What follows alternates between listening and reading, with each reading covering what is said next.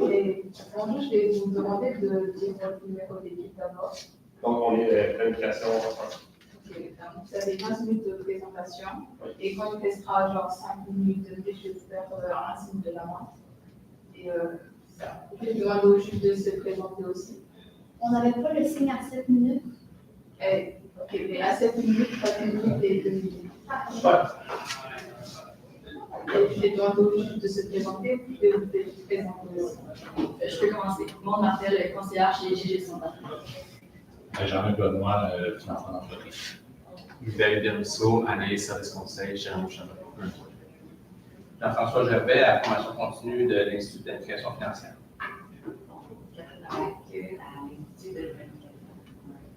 L'Institut de planification financière.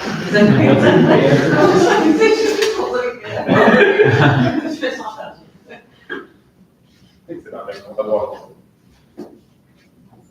Parfait. Donc, bonjour Madame Gagnon. Tout d'abord, merci d'avoir fait confiance au groupe à vous pour votre planification financière. Mon nom est Olivier Nadeau. Mon nom est Rose Arsenault. Mon nom est Alexandra Silva. Et on va tout agir en tant que planificateur financier pour vous aujourd'hui. Donc, si on fait un petit sondage pour la rencontre d'aujourd'hui, on va commencer par vos objectifs financiers que vous nous avez nommés, votre situation financière actuelle, les besoins financiers qu'on a remarqué que vous allez avoir de besoin, les stratégies qu'on vous propose pour résoudre vos objectifs et vos besoins. Par la suite, on va faire un petit retour sur les questions que vous avez posées et on va finir ça avec une petite conclusion. Au niveau des objectifs financiers, là, on avait du court, du moyen et du long terme. Au court terme, c'est environ 0 à 2 ans. On avait le voyage culturel en Europe de l'Est là, que vous pouviez faire là, au cours des 2 prochaines années et le fonds d'urgence que vous pouviez construire là, pour vous protéger là, en cas d'imprévu. Au niveau du moyen terme, on a réduit le fardeau financier mensuel qu'on va faire grâce au budget là, et à la planification financière. Ensuite, on a considéré le remboursement hypothécaire. Là, on parlait d'avec peut-être l'héritage, d'utiliser en conséquence. On va évidemment là, en parler plus en détail plus tard. Et aussi là, pour la fiscalité avantageuse du CELI, on va revenir dessus là, comment optimiser un CELI. Et au niveau du long terme, là, on voulait construire une retraite confortable à 65 ans, qui équivalait à environ 70% là, de votre revenu actuel. Au niveau du bilan actuel, au niveau des actifs, là, on considère le conto, le REER, le CELI, le placement non enregistré et l'héritage que vous avez reçu de votre mère, ce qui fait un total de l'actif de 595 000 $. Au niveau du passif, il y a simplement l'hypothèque à 152 000 $. Et pour la valeur nette là, qui constitue de diminuer le passif sur l'actif, ça équivaut à 443 000 $. Puis ça nous donne un peu un bilan, une vue d'ensemble exactement de votre situation.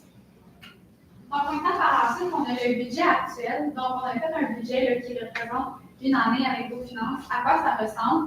Donc, tout d'abord, pour les revenus, on a le salaire net de 69 000 $. Ensuite, pour ce qui est des dépenses, on avait l'hypothèque, les charges, l'assurance vie et habitation, les dépenses courantes, le voyage que fait environ chaque année, ainsi qu'on a mis l'épargne. Donc, au final, on arrive à un solde de 0. Oui, on est à 0, mais en même temps, le budget a été très bien utilisé puisque l'épargne a été mise de l'avant. Donc, ça, c'est excellent. C'est ce qu'on veut pour optimiser un budget le plus possible. Donc, on va vous féliciter pour ça, pour la belle utilisation de votre budget. Pour ce qui est des besoins financiers, tout d'abord, il y avait le fonds d'urgence que vous nous aviez déjà un petit peu parlé. Donc, on cherchait à chercher au moins 3 mois de vos dépenses pour combler tous vos besoins si jamais vous aviez besoin d'arrêter de travailler ou quelque chose de votre maison. Dans votre situation, on arrivait à 14 000 $ pour avoir tous vos besoins. En plus de ça, vous vouliez optimiser le plus possible les rendements que vous pouviez faire sur le CELI et de continuer les cotisations, voire même les augmenter. Vous nous avez aussi parlé qu'une de vos amies proches a malheureusement reçu une maladie assez grave, notamment la sclérose en plaques, et vous vouliez vous protéger pour une situation similaire qui pourrait vous arriver. À ce moment-là, on va vous conseiller une assurance maladie grave ou invalidité Ça va vous permettre d'avoir une meilleure protection face à un risque comme celui-ci. On vous conseille de faire une rencontre avec un conseiller en sécurité financière qui va pouvoir regarder avec vous votre situation de santé personnelle présentement, de regarder qu'est-ce que vous avez besoin et aussi la prime que ça augmenterait pour qu'on puisse adapter votre budget suite à ce moment-là. Et cette prime va pouvoir être, on va pouvoir choisir qu'est-ce qu'on va faire avec ça par rapport aux liquidités qui vont être disponibles suite à nos stratégies qu'on va regarder tout de suite un peu plus tard. Finalement, il y a aussi une bonne planification financière. Vous vouliez vous préparer votre futur, planifier votre retraite, des choses comme ça. On va pouvoir regarder ça ensemble au niveau des stratégies. Et finalement, il y a la gestion de l'héritage de votre maman qui est malheureusement décédée dernièrement. Le coparent vous souhaite une sincère condoléance. On souhaite vous accompagner le mieux possible dans la gestion de cet argent-là et dans l'accompagnement du processus. Donc maintenant, si on poursuit avec la première stratégie. Donc la première stratégie, on est allé avec le condo. Donc c'est une stratégie qui est super importante qui détermine vraiment le futur de l'héritage. Donc tout d'abord, on a décidé de faire le paiement complet de l'hypothèque. Donc en fait, le 152 000 va être maintenant libéré du passif. Donc on pense que ça va vraiment vous aider à libérer le budget. Et ainsi, il n'y aura plus de frais mensuels pour l'hypothèque. Également, il y a une pénalité qui va être à prévoir. Donc, la pénalité, si le prêt est fermé, il va y avoir une pénalité qui va être à payer. On estime environ 10 000 $. Donc, ça va être prévu aussi avec le montant de l'héritage qu'on se rappelle était de 210 000 $. C'est à voir avec vous si c'est un prêt ouvert ou fermé. Si c'est un prêt ouvert, il y aura besoin de pénalité à ce moment-là. Donc, comme je disais tout à l'heure, ça vous libère le montant annuel de 12 600 $ pour l'hypothèque. On va pouvoir aller les utiliser plus tard. Donc, mes collègues Olivier et Rose vont pouvoir vous en parler un petit peu plus en détail. Et donc, comme j'ai dit tout à l'heure, le passif sera maintenant libéré. Donc, il n'y aura plus de mauvaises tâches sur votre dossier financier. Tout va être clair, si on peut dire ça comme ça. Excellent. Donc, comme on a commencé à parler de l'utilisation des primes, du montant restant sur les paiements de l'hypothèque, on va commencer ça avec le REER, donc la planification de votre retraite. Si on prend, par exemple, votre espérance de vie de 85 ans, donc pour subvenir à vos besoins, vous voulez un montant de 70 % de votre revenu actuel pour la retraite, ça nous apporte à un peu moins de 50 000 $. Vous avez un droit au REER présentement de 180 000 $, donc on a vraiment la marge de manœuvre à ce niveau-là. Présentement, si vous continuez avec vos paiements de 6 500 $ par mois sur votre REER, ça va en plus de votre taux d'intérêt et les différents qui vous séparent avant de commencer votre retraite, ça vous apporte à 20 000 $. Donc, on doit aller chercher un peu plus. C'est pour ça qu'on utilise la moitié du montant de l'hypothèque sur les paiements. Donc, ça va permettre de augmenter et d'atteindre vos objectifs au niveau du revenu pour votre retraite. Vous allez sûrement me demander par rapport aux rentes, à la Régie des rentes du Québec et aux pensions que vous payez déjà avec votre travail. Vous allez avoir un but par rapport à ça. On entend souvent des histoires de personnes à la retraite qui, malheureusement, ont une mauvaise gestion financière et l'inflation qui est souvent très difficile à pouvoir estimer, se retrouvent avec des difficultés financières dans leur jour. Vous, on va utiliser justement la RRQ et vos pensions pour pouvoir contrer l'inflation pour vous permettre d'exploiter à ce niveau-là. En plus de tout ça, il y a des avantages fiscaux qui sont associés au REER. Donc, vous allez permettre de réduire votre montant, votre revenu imposable aux impôts, tant et sur temps que vous cotisez. Donc, les 19 années qui vous séparent de votre retraite, vous allez pouvoir réduire votre revenu et donc payer moins d'impôts à chaque année. Au niveau de notre dernière stratégie, le placement, on va parler là, un peu, conclure là, sur l'héritage et les différents montants qu'on va utiliser. Au niveau là, du don posthume pour la Société canadienne de la sclérose en plaques que vous avez mentionné, là, qui était important là, que vous teniez dans votre cœur, on a décidé là, de vous proposer un 50 000 qu'on va prendre de l'héritage et mettre dans votre placement non enregistré. Alors, avec le temps, là, vous allez continuer vos cotisations, il va continuer là, à prendre des moments des intérêts et tout. À ce moment-là, là, une fois à votre décès, là, il va sûrement avoir un montant plus gros là, que 50 000. On voulait souligner aussi qu'on trouvait ça vraiment généreux là, de votre part de considérer de faire un don posthume, là, qui je pense n'est pas tout le temps dans les planifications là, du monde au niveau là, de leur décès. Ensuite, il y a le voyage en Europe là, que vous voulez faire au cours des 2 prochaines années. Vous avez mentionné là, un montant de 15 000 qu'il faudrait de côté là, pour pouvoir réaliser ce voyage-là. À ce moment-là, on le prendrait de l'héritage et on le mettrait dans votre compte CELI. À ce moment-là, il va croître à l'abri de l'impôt, pour ceux que c'est dans le CELI.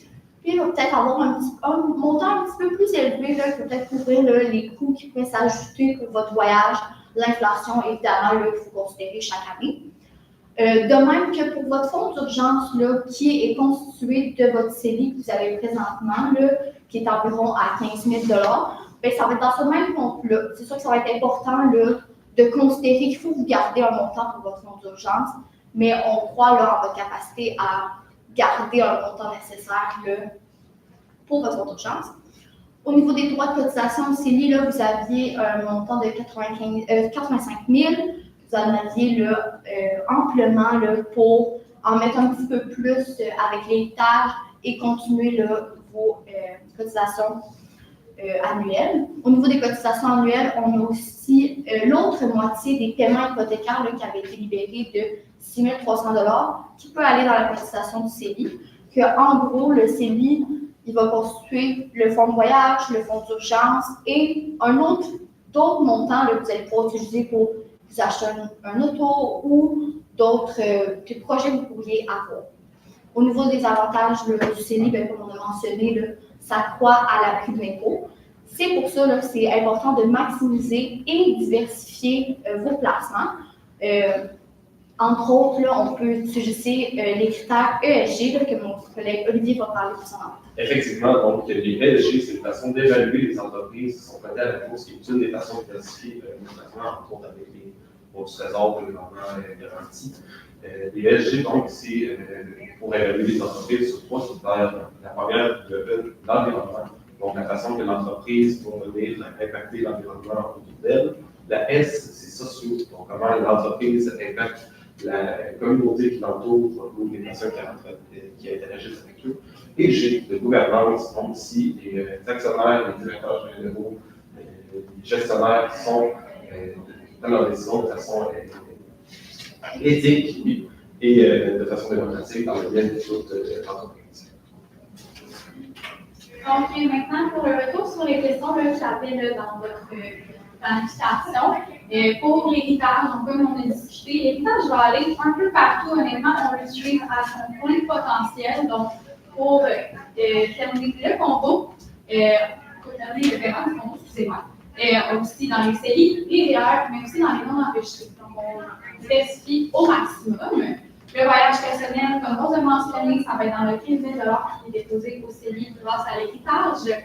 Pour les impacts fiscaux du remboursement hypothèque, oui, c'est sûr que de rembourser l'hypothèque au complet va faire une pénalité. Par contre, ça va être plus avantageux que de garder le 1 passif. Le fonds d'urgence est déjà suffisant grâce au CELI. Donc, on va continuer les cotisations dans ce sens-là pour, bien sûr, avoir un plus gros fonds d'urgence possible.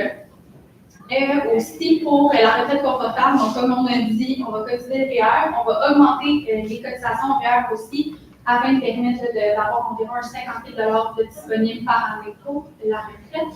Et pour améliorer votre tranquillité d'esprit, une bonne habitation financière, que si vous avez fait appel à nous aujourd'hui, ça va aider. Et en terminant, l'assurance maladie grave qui va être aussi un bon point à avoir. Merci beaucoup pour votre écoute. Ce serait maintenant l'heure de la période de questions.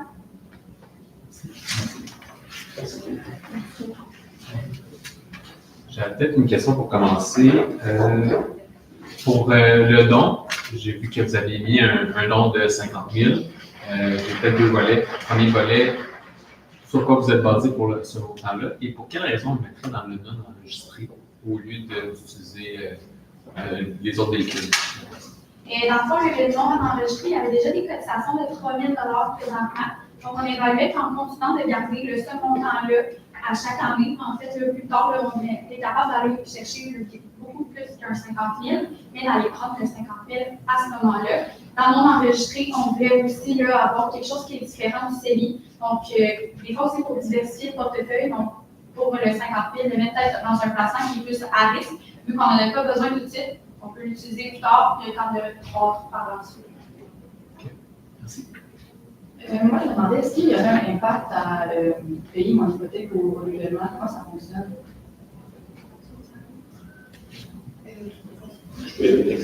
Donc, tu me demandes si vous demandez effectivement si c'est mieux de payer l'hypothèque au renouvellement. Oui. En fait, ça dépend de la situation présentement de l'emprunt. Puisque si présentement il est ouvert, on peut déjà rembourser sans avoir de pénalité, comme on a parlé plus tôt. Si on arrive au renouvellement, c'est sûr qu'on va pouvoir négocier avec son dossier par rapport à un montant ouvert, ce qui va permettre de faire d'économiser justement les montants qu'on mettait dans l'hypothèque à chaque fois.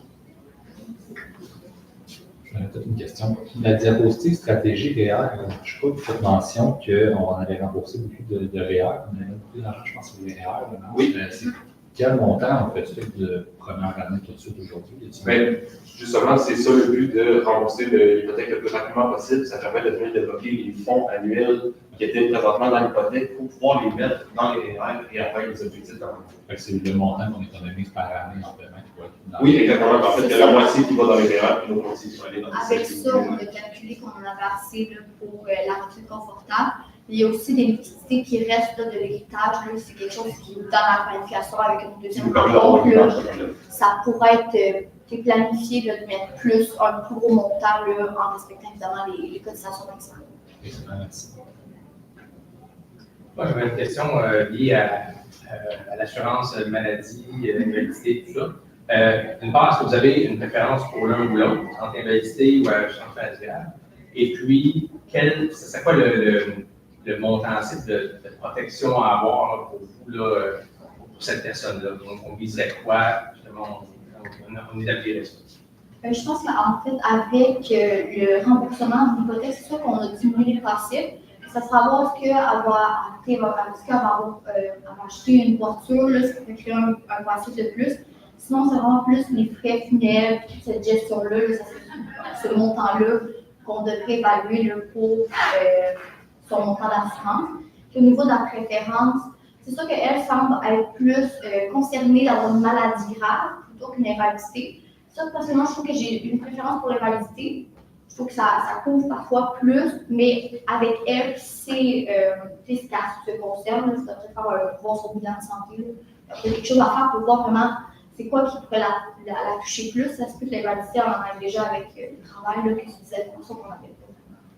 Ce sera pas comme avec un deuxième dans Avec un spécialiste là-dedans, c'est plus souvent ce qu'on conseille. Faut pas mieux analyser.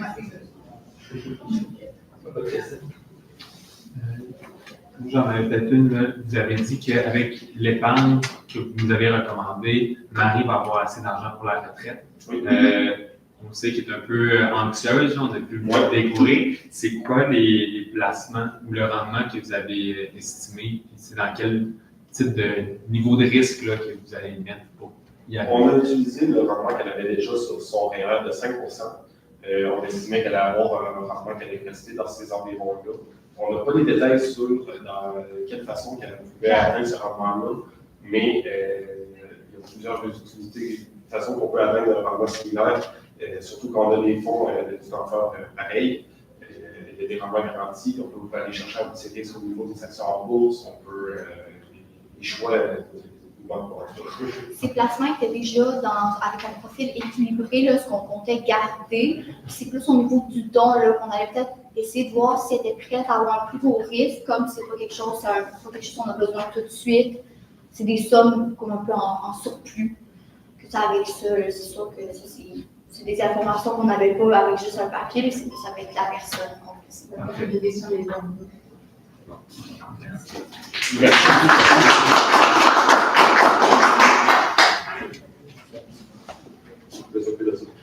Merci beaucoup. Merci.